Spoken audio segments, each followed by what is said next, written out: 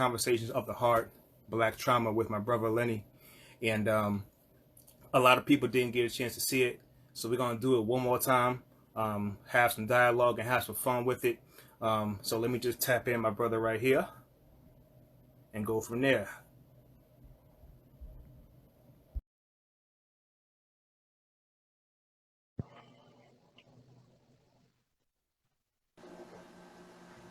My brother.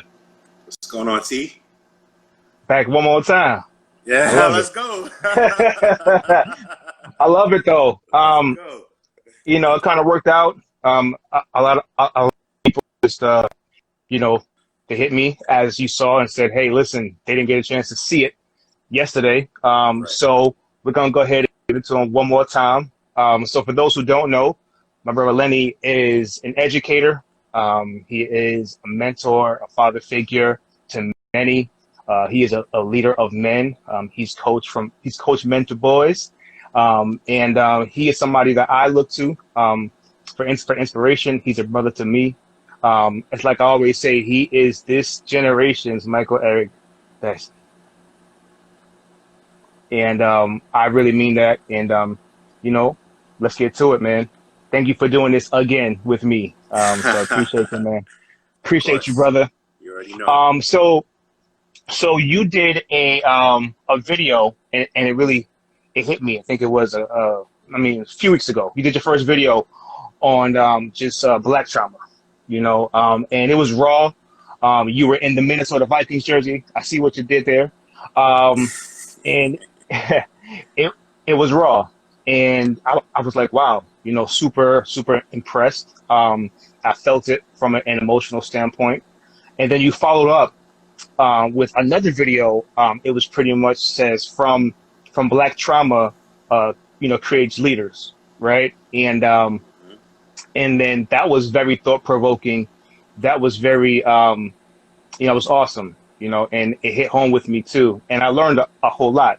But like you always said, you take your classroom everywhere you go. So again, I thank you for bringing the classroom here, because I think that there will be a lot of people that will learn, that will, get involved with the dialogue. And that's what this is about: to educate, to strategize, to vent, to just have conversation and dialogue. So again, thank you, brother, for taking the time to do this. Of course, Appreciate you. always my pleasure. I appreciate you sharing your platform with me. First, Yes, sir. I never get tired of hearing a comparison to Michael Eric Dyson. Yep. Anytime I hear his name mentioned in the same sentence as mine, it's Mm-hmm. always very humbling, because that is one of my educational heroes or guides, so to speak, as far Mm-hmm. as what I want to accomplish and the kind of reputation I want to have. So thank Mm-hmm. you for that. Mm-hmm. Second, I'm glad you mentioned the Minnesota Vikings gear that I was wearing, because I Yeah. didn't mention it in the video. Nope. I was hoping people would catch it. I got it. I got I'm it. glad that you picked that up, because I realized after, I was like, I didn't say it. They'll figure it out. And Yep. so I I'm definitely did. I'm glad that you picked that up, man. And Cause I I'm already know also your very team. appreciative. Cause I already know your team. So I was just like, I know he didn't switch teams, so Absolutely. I already know. That's right. Uh, That's right. That's right. Very, very so intentional, man. yeah, definitely, and which you always are. So I guess my first question to you would be, number one, well, why did you decide, that was the moment to kind of create the videos that you did?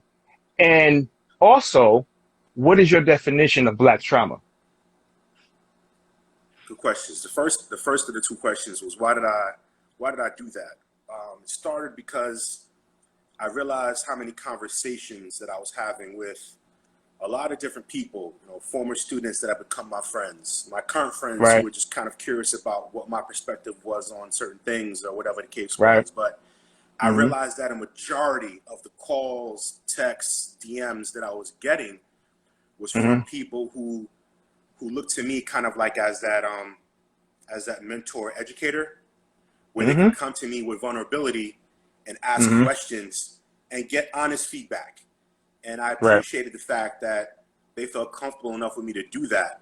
But I also Mm-hmm. recognized that I was rehashing the same conversation over and over again. And for Mm-hmm. those particular or former students, those friends of mine, it was new for them. But for me, it was Mm-hmm. repetitive.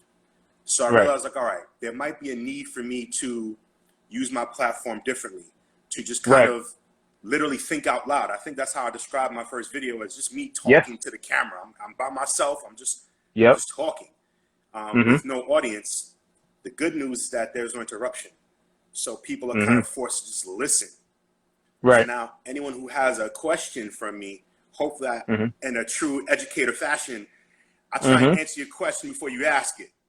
And Yes. I throw it out there, and now you're listening. It's like, oh, all right. Mm-hmm. So now our conversation afterwards is going to be a little deeper. It's not going to be surface Right. level stuff. Lenny, what do you Right. think? You're going to know Mm-hmm. what I think already. Now your question is going to Mm-hmm. be a little more in depth and not really ask me how I think, but how you can do better to Mm-hmm. ask me more poignant questions, or how you can help me instead of me helping Right. you. Right. Which leads to the second part of that question, as far as Mm-hmm. what Black trauma is. Mm-hmm. And for me, I look at it through the lens of being an educator and Mm-hmm. having people feel comfortable again coming to me, but not even realizing what I'm really going through, what I'm experiencing, without having to explain that to them. They Right. feel comfortable in talking to me, but they don't understand that I'm still struggling, just like Mm-hmm. a lot of other people. But because I am who Mm-hmm. I am to them, they don't make that connection. So when I Right. talk about trauma, I'm talking about it from my perspective, not as a counselor, not as a psychologist, but as just Lenny, the educator, Right. and my Mm-hmm. experience being a Black man and being a Black educator, and Right. understanding that you and I have things that we've gone through for our lives, man, that Yeah. we don't need to be psychologists to explain and understand that it's been hurtful for us to have to do with those things. So Exactly. when I talked about trauma, that's kind of where I was coming from, and I talked about it through that lens specifically. Gotcha. And for those of you who haven't gotten a chance to watch his videos in full, please head over to his page, um, at Lamberton, and really go check out the videos that he put out. They're very thought-provoking, and I know that you'll get a lot from them. And so with both of those videos, I kind of had to take some notes. Since you like to educate, I like to take notes. And and one of the things that you said, it said, "Do not allow faith to stop us from doing what we need to do." And then and then after that, you followed up with the story of the shepherd. So for those of them people who don't know, just please, take us through that. Yeah. So being somebody who is, on his own spiritual journey, and has spent a Mm-hmm. lot of time growing up in the church, Yep. going to Catholic school, all those things, I have an understanding of the Bible, and I have an Yes. appreciation for the Bible, Right. but I also recognize that there are people who are using the Bible or their faith as an excuse for not taking more action in what's Yes. going on right now in society. Yes. It's like saying, if you're standing with those that are saying Black Lives Matter, you're standing against others who are saying otherwise, or Jesus wouldn't do this, or God Mm-hmm. wouldn't want us to do this. And that's inaccurate. Because Right. when you look at the Bible and you look at the leaders in the Bible, they reached out to the people who were marginalized, people who were poor, the people who needed the most support and the most help. Right. Those are the ones that got it. Mm-hmm. Jesus was asking people, look at his team. His Mm-hmm. disciples weren't always the most righteous of men. There are Mm-hmm. people that the general public can relate to, and he wanted to show that they could do the work from where they came from. And I use Mm-hmm. that story about the shepherd.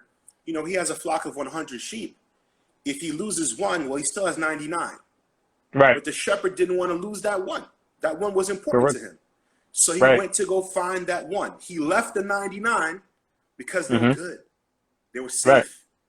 But Right. he went after the one because the one was in peril. He wanted Mm-hmm. to find that one, bring it back home, and celebrate with his friends and say, look, I found my lost sheep. Rejoice Mm-hmm. with me. Right. Right now, Black people are that one sheep. We need Mm-hmm. those shepherds to come back and get us and bring us back to the flock, so we have that safety. So you can't Mm-hmm. say, the Bible doesn't say. Yes, it does. It's It okay with does. human It issues, not a does. political one. Right. So that's kind of where I didn't want to attack people who No. because of their faith, but you Mm-hmm. got to call some things out sometimes, and I'm calling it out from a faith perspective. Yeah, and you're 200% correct. There are people who are using scripture to not want to have the tough conversations. There are people who are using Chicago as not wanting to have these conversations. There are people who's using Martin Luther King as a way of not having these conversations. And listen, and that's why it's so important that you always say that we have to educate ourselves, because listen, for better or for worse, when I was younger, I was home Bible schooled by my mother. I went to church, and then, she also said, hey, listen, you're going to get this work. And on the weekends, you're going to do Bible study. And she made me take tests on Scantron, Lenny. So I go to school Monday through Friday, take tests on Scantron. And then this woman would make me take tests from the Bible on Scantron. But looking through all that now, I'm glad she did, because now people can't use these things against me, because guess what? Even Jesus flipped the tables. Jesus got angry too. Yeah. Right. So Yeah. it's just you can't just want us to be peaceful now because it is convenient for you. You know what I'm saying? Like, that's just not how it works. But I digress. So speaking of a men of faith, you always speak about Martin versus Malcolm. You know what I'm saying? So when you talk about Malcolm versus Martin, that's a big hot topic, right? And people are posting so much of Martin Luther King right now. It's amazing how much Martin Luther King I've seen in the last 2 months. And before all that, there was none of that. You know what I'm saying? So speak to me about the Malcolm versus Martin. Surely. And I agree with you. I've been seeing the same amount of MLK just being posted and crammed down our throats, just like MLK, MLK. And it just seems like it's convenient, isn't it? Like, now we're hearing so much about MLK, but at the time, MLK wasn't revered in the same way that he is now. Right. I've always said that MLK was more revered in death than he was in life. It's easy to praise the man after he's gone, because he can't do all the things that he was trying to do when he was alive. He's gone now, so he's not a threat to you anymore. So now you can use his words when convenient.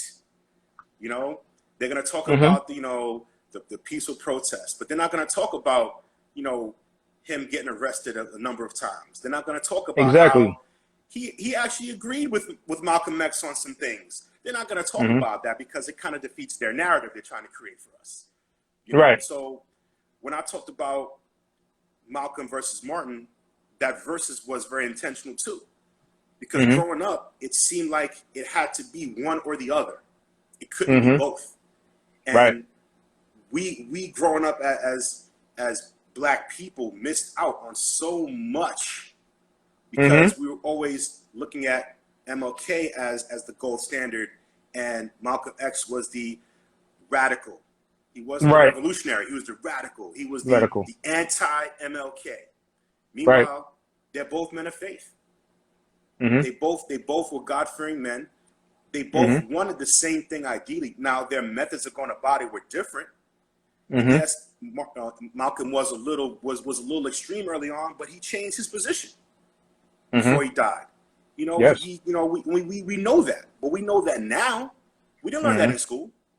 Oh, we no. We learned that on our own. Unless you went to an HBCU, you didn't get that kind of information. I know I didn't.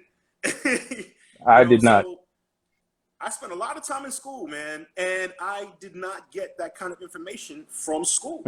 And it was disappointing that, as an educator, I'm committing my life to this field, and I sort of was robbed of this information because it was hidden from me, and I had to get it on my own later. And those were things that I recognized that continue to happen, which is why I love talking about Malcolm so much more now. I fell in love with the man just because of the way he spoke and what he spoke about. He wanted Black people to love themselves, man. Martin did, so did Malcolm. Absolutely. Malcolm was just more about being pro-Black, not anti-white, pro-Black. Pro-Black.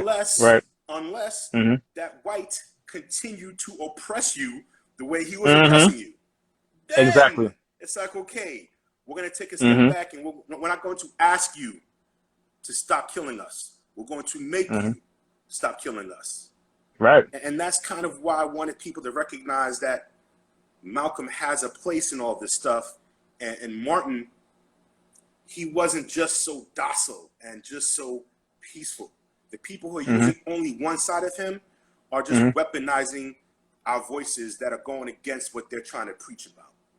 Right. If we're out there protesting and we're out there burning stuff down and whatever the case is and attacking the system, they're telling us that Martin wouldn't want that.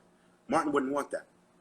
But they're making it seem like because it disagrees with them, now what we're doing is so hostile. They're weaponizing us, not just in our skin, but in our voice too. And that's false. And if I'm not mistaken, wasn't he on the FBI's most? Wasn't he on that list? Absolutely. But they ain't none of my business. Right. They ain't about that. He was on That's the none of my FBI business. index. That never happened. That never happened. Okay, hey, cool. So Courtney's in here. It's Court. Now listen, Lenny, she's an educator as well. And she said that MLK was murdered as his views were aligning to Malcolm. So it's exactly what you said. And she has a platform as well. I think that you two should connect after this. And she has a platform as well. We have. Okay, cool. Perfect. We have. I've been just very in grateful case. to recently connect with Courtney. She's amazing, man. Perfect. Oh, Tanya is on the scene. All right. Appreciate that. Yeah. All the stars are out today. I know. Patrice said Malcolm had a militant approach towards our issues as a people. Absolutely. So keeping that conversation about, like the church, you said our church leaders know church, but we need more, because leaning on the church to carry us through, like we lean on the church to carry us through, like Martin Luther King and stuff like that. Like we leaned on him heavy, right? So kind of walk us through just what you meant by that, as far as church leaders know the church, but we need more. Yes. So when we talk about our trauma as Black people, historically, whenever we needed that healing, we didn't go to the counselor. We went to church. And for a lot of Black people, that's still the case. Yeah. The church is the place where you do your healing. The church is the place where you get your comfort. You go to God. You bring your problems. You bring everything to God and let God sort it out.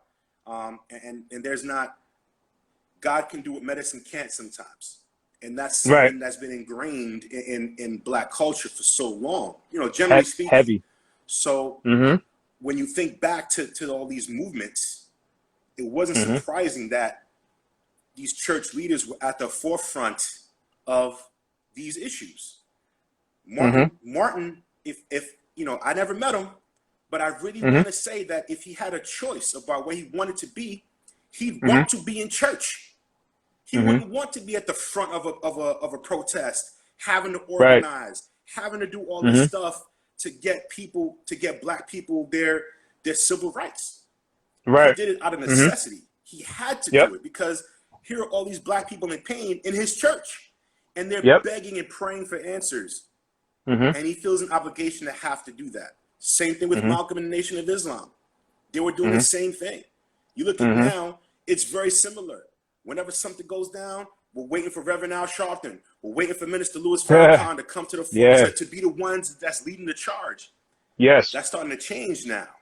Where we need that next wave of people who are making it their job to make platforms in their particular arenas.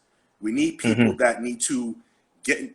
We need Black people to be the ones that are in the courtrooms or in Congress.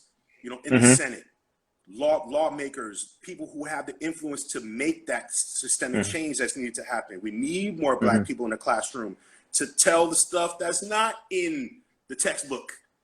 Right. Let's talk about the footnotes that's not there. Let's talk about those things. So now we're teaching them in the classroom because it's our classroom.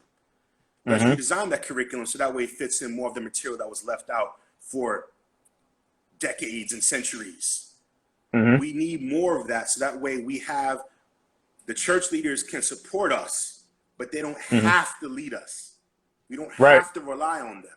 Now we have more political activists. We have more people that they're making that their duty. You know, we have those folks that take the charge and they get the backup now. Mm-hmm. It's starting to happen a lot more now. We need more of that. Right. So, you know, speaking of church, you said something, man. I thought it might have been in the Bible. I could be wrong. I might be wrong. But when you said this, I almost took out my tambourine. You said, sir, the scariest thing for an oppressive society is an educated black man and an educated black woman. Sir, I thought that was in the Bible. Sir, can you please just talk to him about that, please, sir? Hearing that back still kind of makes my Mm-hmm. chest tight, you know. You had And that, it's man. not Yeah, you because, got one with that one. Yeah. you know, it's not even because I said it, but because it's true. You Mm-hmm. know, when we talk about black skin being weaponized, you know, we talk about just being who you are is dangerous to some people. They see you as a threat just because of how you look. Right. You know, and now we talk about as society's changing, you know, people are saying, you know, we have to also exercise our right to bear arms, and we have to do certain things to protect ourselves because that's what they're doing. Right. Which is fine too. But what I would tell people is sometimes the pen is mightier than the sword.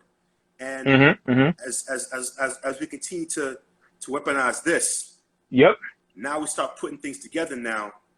That's what's going to make us a little more deadly, a little more dangerous. That fear factor is going to increase for the person that's trying to oppress us for so long. Because now we start to become more aware of a lot of things. We start to understand how the system works, and now we learn how to break the system and redesign it to how it's going to benefit everybody, not just a certain group of people.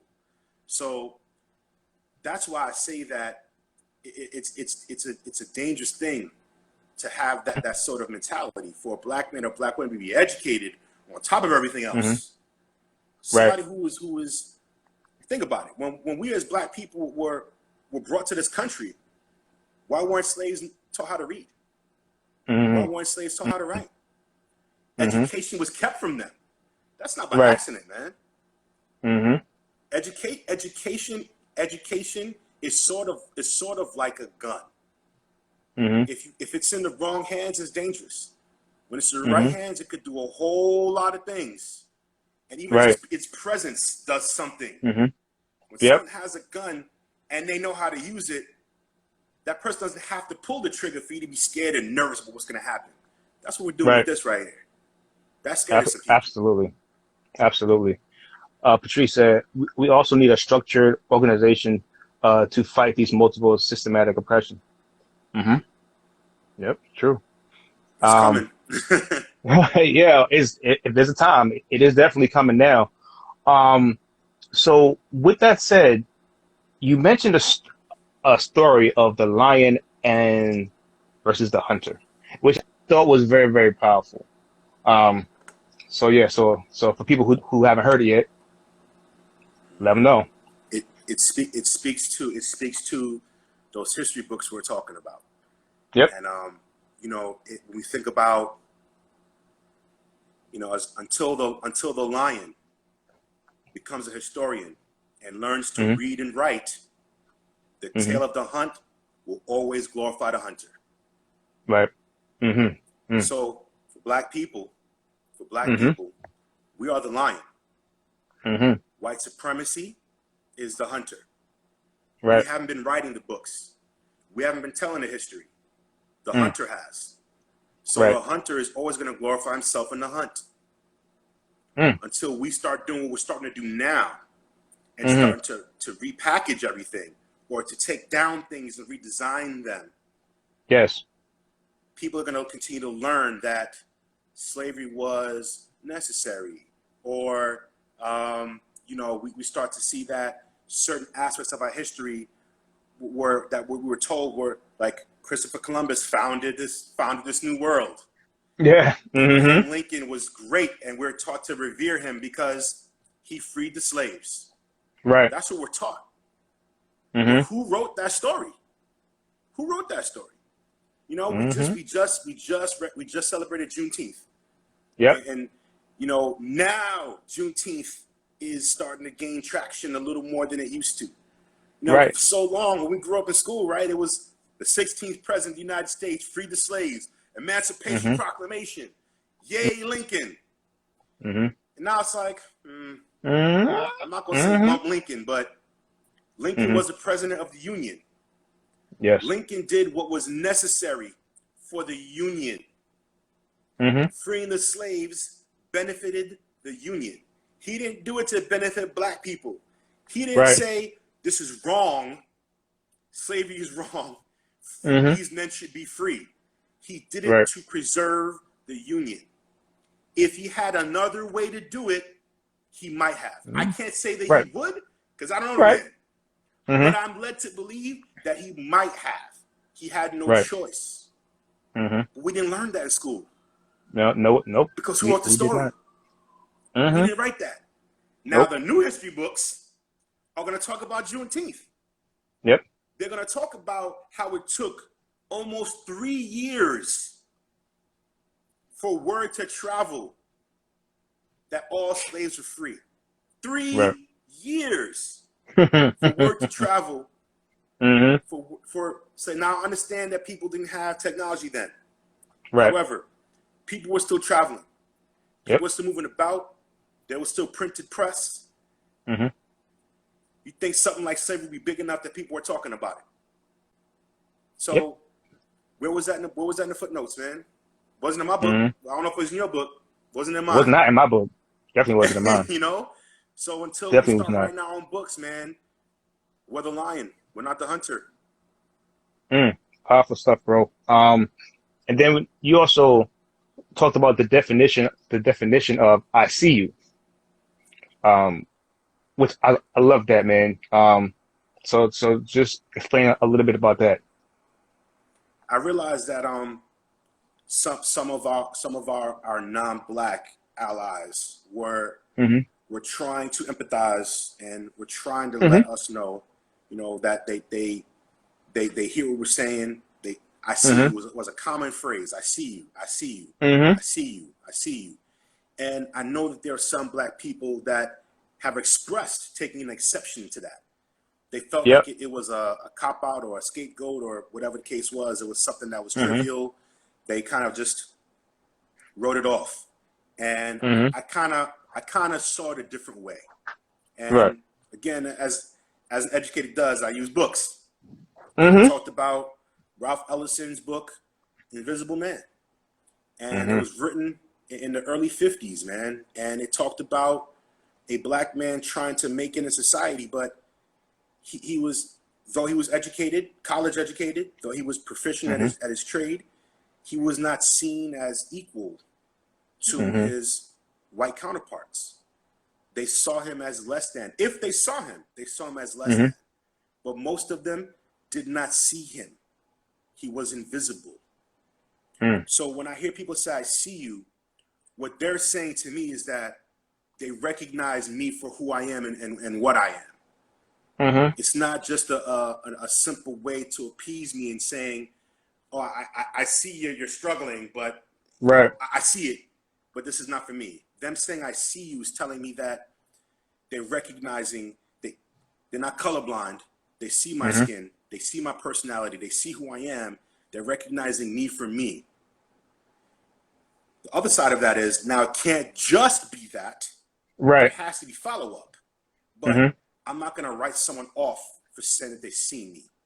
I'm okay with challenging them to do more, but it's a start. Because for so long, we weren't even seen. So for someone to say, I see you means like, okay, we're getting somewhere now. Not that you see me, look at what I'm doing now. Listen to what I'm saying to you now. See what my people are going through now. See all that as well. And now you become a better ally.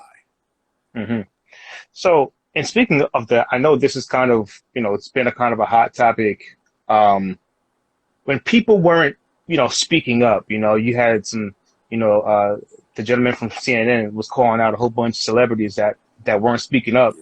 And then, then we just saw on the new Dave Chappelle special, he explained why he wasn't speaking up. I kind of felt maybe he watched your video and he kind of was like, okay, but, I wish. And even myself, I've been watching, especially in the beginning, I was watching some of my friends I knew. I've been watching some of the people I know on my timelines, and I'm looking with a side eye, a cross eye. I was looking at them all types of ways, like, oh, you guys aren't saying nothing, um, but then, watching your video, stuff like that, um, you said it kind of beautifully, and you explained it very, very well. And it's pretty much separating silence from neutrality. So if you can, just go through that with us. Yeah, I'll be honest and tell you, I was with you in that too, T. At first I wanted everyone to say something. It's like, Yeah. all my non-black friends better be saying something and speaking up. But Mm-hmm. then that was off of just straight emotion. Then I kind of Yep. pulled it back and said, okay, let's reevaluate. And I said, it may be better if some people think about what they want to say and how they want to say it, rather than Mm-hmm. jumping right in and saying something. Particularly Right. in a technological world with social media, you Mm-hmm. know how quickly someone says the wrong thing and they Mm-hmm. get torn to bits because of Oof. it. They Yep. get torn to bits. And now the last thing we would need is for that person to jump out and say something. All of a sudden, they get Mm-hmm. hammered on social media. Now all of a Mm-hmm. sudden, they want to say, they're not saying Right. Right. anything Right. anymore. That's it. I'm Right. done. I've gotten too hurt by this. Mm-hmm. This is not my fight, and I'm done. Mm-hmm. We don't want that. So I'd rather someone Mm-hmm. do something, think about it, figure it out, do your reading, watch the videos, talk offline, and For then sure. start to, because even that technically is not silence to me. Your voice doesn't have to be the one that breaks the silence. Your actions could break silence too. Everyone does things differently. For As long as sure. you're doing something, it's better than doing nothing. So I'd rather you Absolutely. be quiet for a little while, but you're doing the work as Mm-hmm. opposed to being neutral. Because Right. being neutral means that because you have no skin in the game, it's like, well, Mm-hmm. this is not my fight. I don't It's want not to your pick a fight. side. Mm-hmm. By Right. not picking a side, you're picking a side. And one Mm. of the quotes that I Mm-hmm. used when I referenced that was Bishop Desmond Tutu, was that if an elephant stands on the tail of a mouse and the mouse looks at you for help and you say you're neutral, the mouse will not appreciate your neutrality. Mm-hmm. Clearly, there's a problem. An Mm-hmm. elephant is on this mouse's tail, and the mouse is looking at you, saying, "Hey, can you help me Mm-hmm. out here, bro?" And you're saying, Mm-hmm. "All lives matter." That's a problem. Mm-hmm. Right. Clearly, Big there's problem. something wrong here. You have to address that. You can't be neutral. It's okay to say something's wrong here. Let's address what's wrong. 200%. And sometimes you get tired of trying to explain to people all lives matter versus Black Lives Matter. Like if you can't understand that, then your whole perspective is whack. Yeah. It's Yeah. Um, bars. so that's super dope. So, me, I'm big on mental health. I'm big on self-love and preservation.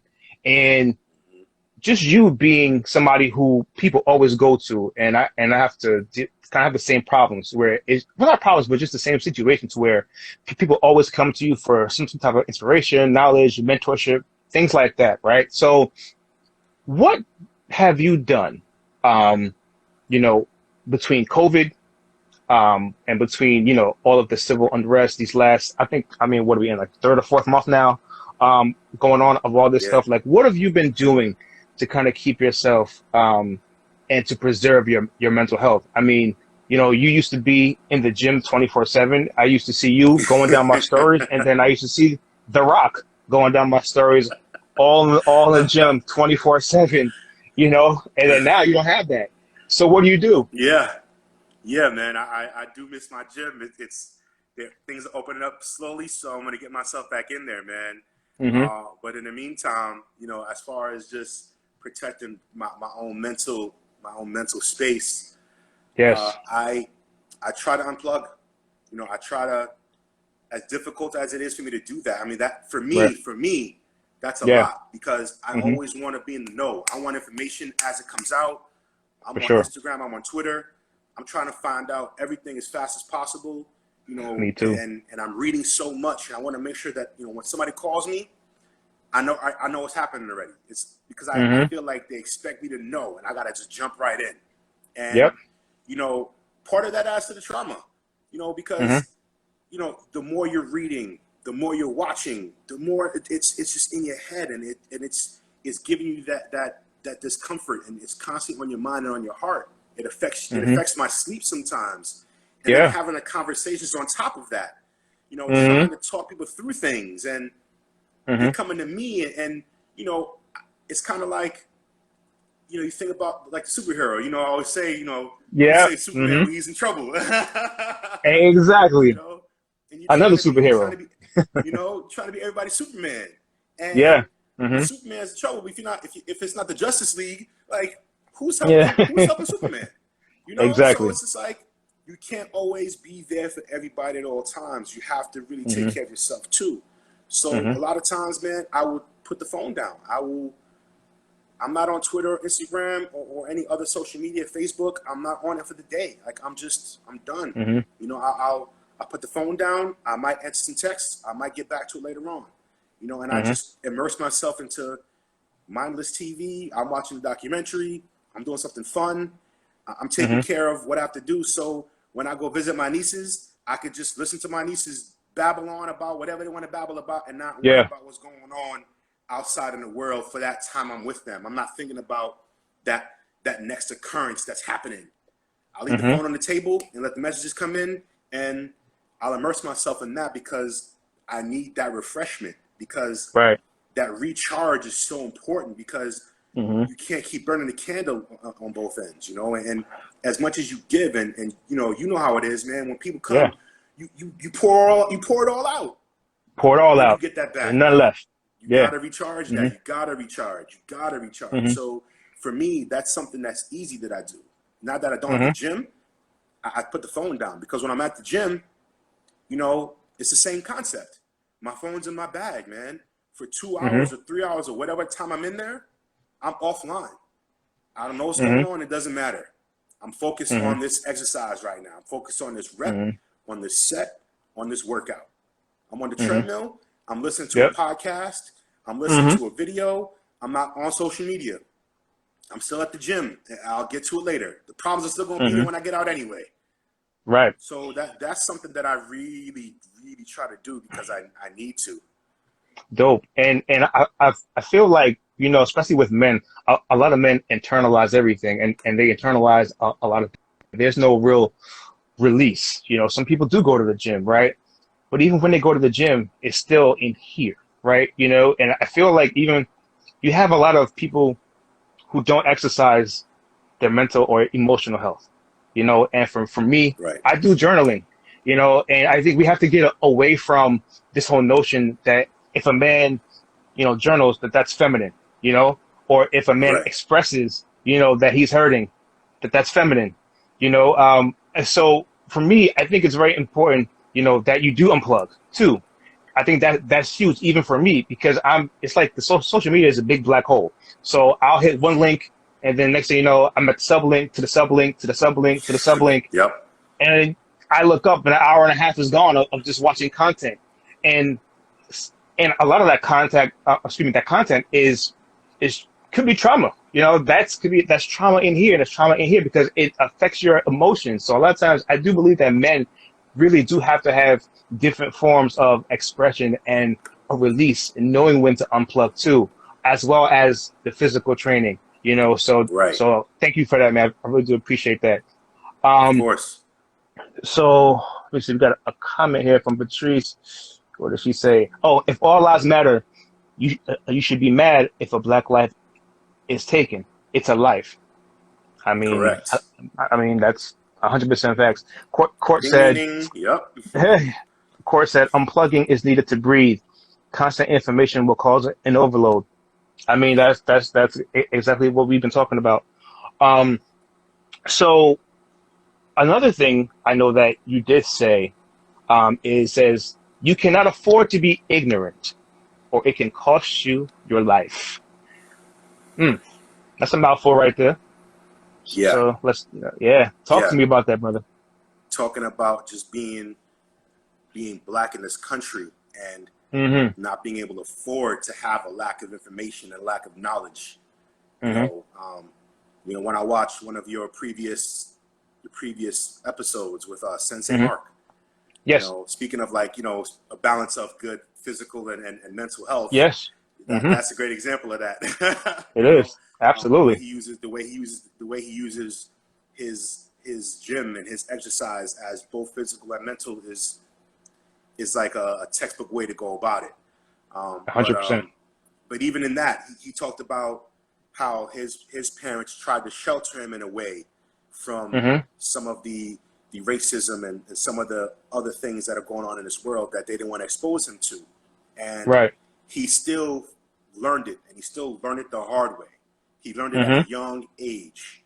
So when we talk about ignorance being deadly, one of the prime examples I think about is DWB, driving while black. Driving while black. And, and we Mm-hmm. and we talk about how early do we drive, T? We're driving at 15, 16. 16 years Yes. old. Yeah. We're Mm-hmm. by ourselves. By 17 years old, we're driving without any parental supervision. Like, we have a Mm-hmm. license, right? And we're in the car, we're Right. driving. But at 17, you better know some of the laws. Yep. You better know what happens when you get pulled over. And Mm-hmm. even then, you feel like you have to know as much as the person whose job it is to know, in order to give Right. yourself a chance to get out of that situation, and go back home. Right. You think about having to constantly just know so much about everything. Mm-hmm. When we talk about adding to our trauma, like we're brought into this world Mm-hmm. facing an uphill battle because of what we look like. So you Right. think about just having to know so much so young, just to give yourself a fighting chance at making the playing field somewhat equal. One of Mm-hmm. your other guests was talking about the woman who works in the STEM field. He Yes. talked about Yes. how being the only woman of color, just the only Yeah. woman of color, not even black women, only woman of Well. color in the Right. room, and Mm-hmm. she wasn't even sure how much or how little she should say in that space. Mm-hmm. She has a place at the table, and she's qualified to be there. But Mm-hmm. because of all that stuff that's in here and Mm-hmm. on our hearts for so long, we're not Mm-hmm. sure what to do when we get there. That trauma 100%. is oppressing us on top of white supremacy oppressing us. Like, our own trauma is Right. oppressing us too, and Mm-hmm. that just compounds and compounds and compounds. Mm-hmm. So Mm-hmm. when we start to speak up and we start to fight for our rights and we start to do things like we're doing right now Yeah. and start to have people listen into us, Mm-hmm. things like this make me so nervous, man. Even though I think I'm a relatively smart guy and I You have are. some information, I Mm-hmm. feel like I have to be spot on everything. Because Mm-hmm. if I have one misstep, one slightly inaccurate fact, or I didn't close the loop on something, Right. someone else is going to unravel everything that I just Everything. said. And now everything I said means nothing because of Mm-hmm. one thing that I said. So I Mm-hmm. have to know stats. Mm-hmm. I have to know history. I Mm. have to know law. I have to know all these different compartments, because if I don't, it'll be used against me. And now all of a sudden, my story is invalid because I Mm-hmm. didn't know something that I didn't know I needed to know. Mm-hmm. Deadly. Yeah. And Courtney just said it's a terrifying, not just terrifying experience being the only one. That's Yes. that in itself can, kind of says all that you need to know about that. Absolutely. And so I You're take the that spokesperson now for everybody now. and I'll take that and kind of just transition to not waiting for our allies to do the work, right? Yeah. So I mean that's something that you really talked about a lot in your video. So if you can just talk to us a little bit about that.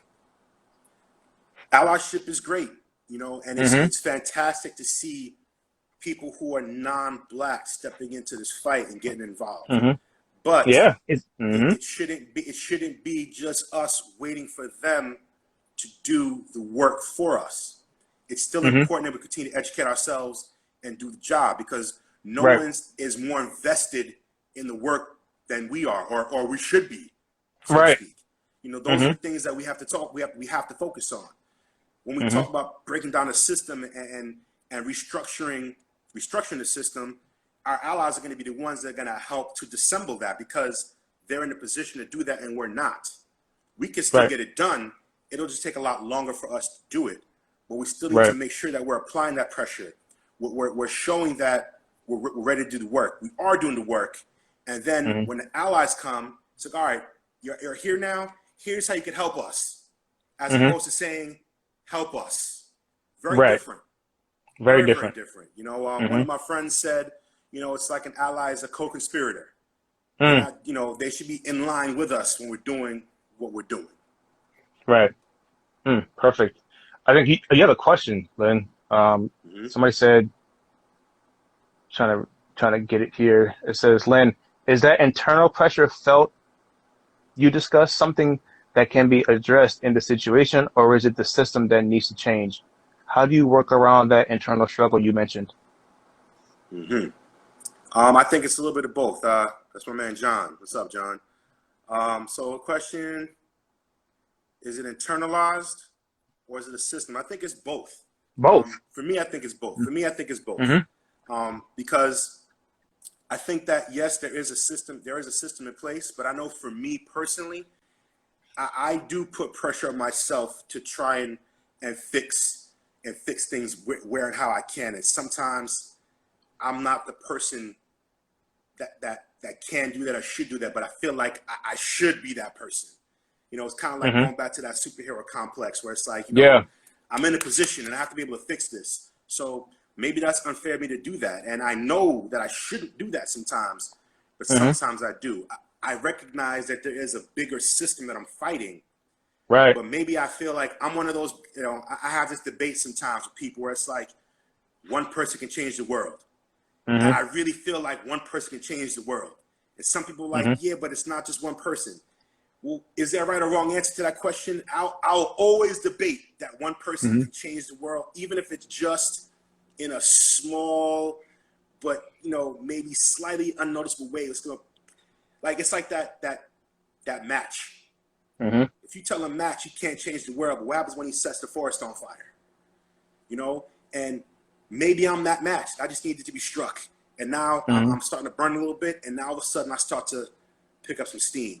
But I know there's something bigger than me out there, but I still feel like I should be doing more than what I'm doing. So, I think it's a little bit of both of those things. I hope I answered the question, John. So, Patrice said, I don't want to give our allies permission to do our needs assessment. We need to start from within, me personally. For sure. Yeah, yep, absolutely. And then Patrice said, I want to start trusting other Black people. Cool. I want to start trusting other Black people. Yeah, I guess That's meaning, like a whole nother yeah, conversation in itself, I think, right? yeah, yeah. I guess also that could just mean, instead of trusting our allies, to do the work, I guess it's maybe trusting in our own people, to get the job done, on those things. So you also, touched on the purpose of Black History Month,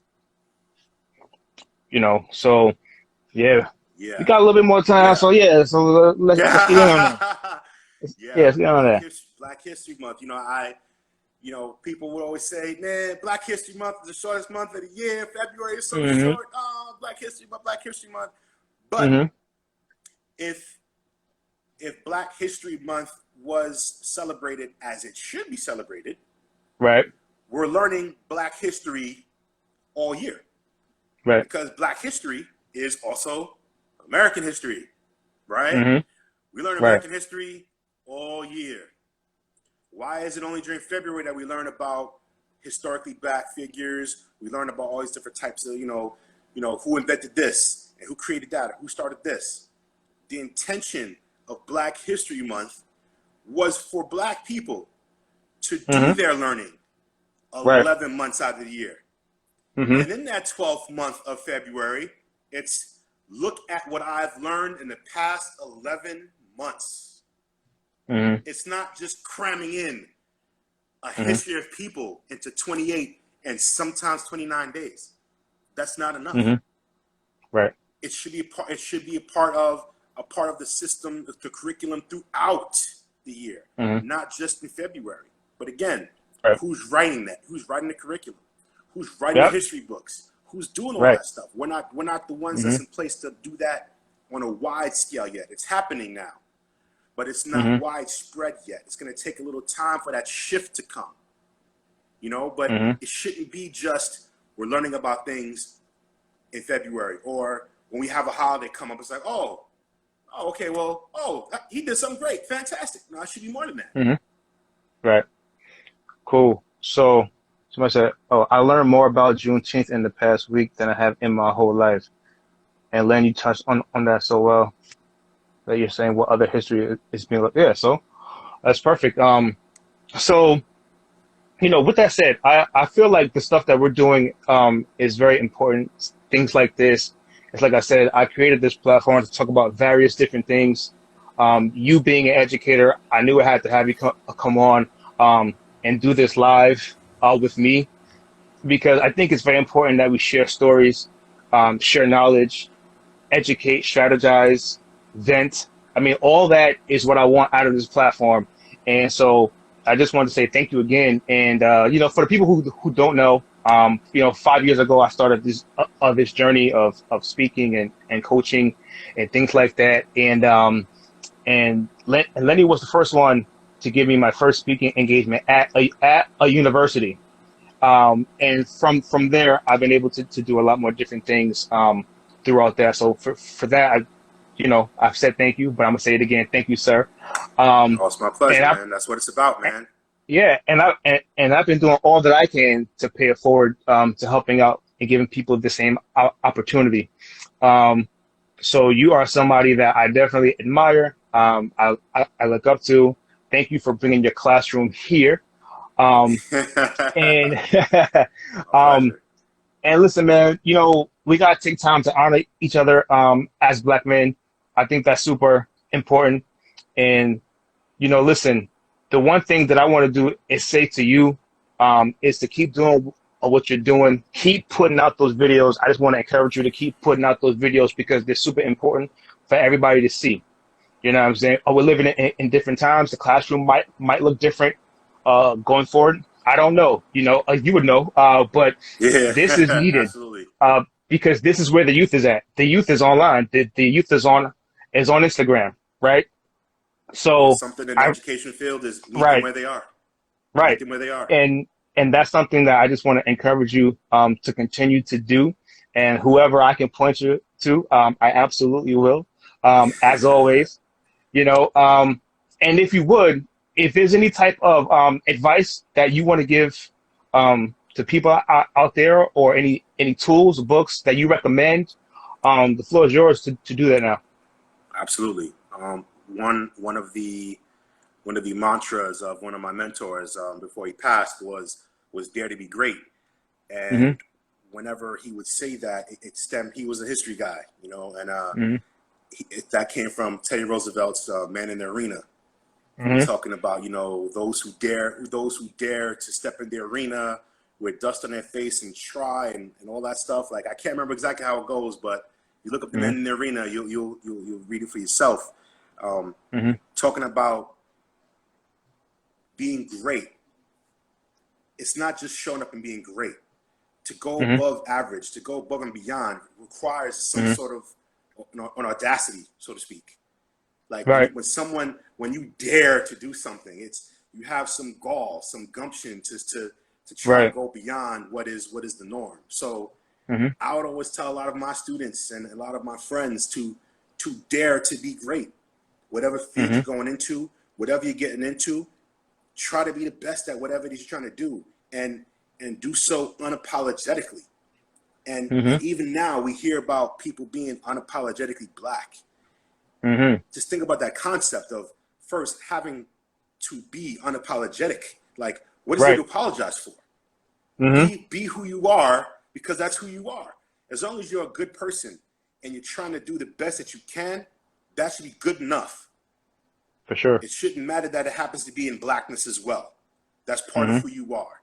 So Mm-hmm. to anybody who's struggling with that, you're great. You're already great. People Mm-hmm. don't know that yet. Some people do. Some people need to. Now it's time to Yep. show them how great you are. Dope. And Cool. as far as books, you did mention some Mm-hmm. books. I would Yeah. recommend. I recommended Invisible Man by Ellison. I recommended Mm-hmm. The Other America by Harrington. One other book that I recommend, it's I think maybe 2013, is The New Jim Crow by Mm-hmm. Alexander. I Yeah. know that that's starting to recirculate again, and that is a great read for anyone that's trying to Mm. see how the system is still the system. It just has a different face. The New Mm-hmm. Jim Crow. What's up? Oh, what's up, Danny? I see you. Tanya is on the Hey, Danny. scene, and she says he opens the door for so many people. Lenny is truly selfless. I mean, I Shoot. can't. I mean, hey, I mean, she said it best. She might Um, be. She might be a little biased. That one. She might be a little bit biased. Maybe. um, I mean, but it's true. Um, Court said, I can't. What did you say? I can't read that. Pedagogy of the The Oppressed Visitor is a of the great Press read is too. great. Read too if you have the Yes. time. Okay, cool. Courtney says Lenny is great. I mean, listen, everybody says, brother, you are great. You are great. And we know that. And that's why we all appreciate you. You know, we definitely salute you. We appreciate you. We celebrate you, black Thank man, you. my brother. Um, and you know, thank you for doing this. I will always encourage you to keep doing things like this because the world absolutely needs it. And it's funny because you did put out the video, you know, from Black Trauma Emerges Black Leaders, and sir, you are a black leader. I appreciate that, So man. My sister so said, listen, "Where are the videos?" So to my sister, I know you're busy taking care of two little ones. You can find it on my YouTube page. You can also find it on my Instagram page as well, on my IG Live when you have the time. click the follow button. Click the follow button. Nah, yeah. Hey, listen, if everybody go ahead to Lenny's page and follow him and watch his videos that he posted. They're amazing. It's like I said, they're very insightful. He is the Michael Eric Dyson of time. His own person, he's Thank you, gonna have brother. his own lane. You know what I'm saying? Thank you, But brother. he will be revered in that same light. So my brother, thank you again, and see you soon. Definitely And my we're gonna do this pleasure. again, Keep up the good work. and We're gonna do it again. maybe we'll do the Men in Manhood that we did at St. John's University. That's right. Maybe we'll bring that to IG Live, and we'll do a part two. It'll probably be a lot better. You know, I mean, we And both it have will be grown a a lot lot better. since. Think how far we both come, Yeah. man. We both come a long way in 5 years, man. Yeah, we've come a long way, brother. So we'll talk Yes. about it, man. But thank you, man. Appreciate you, man. Love you, man. My pleasure, bro. Love you too, bro. All right. Peace. Be safe, everybody. Peace.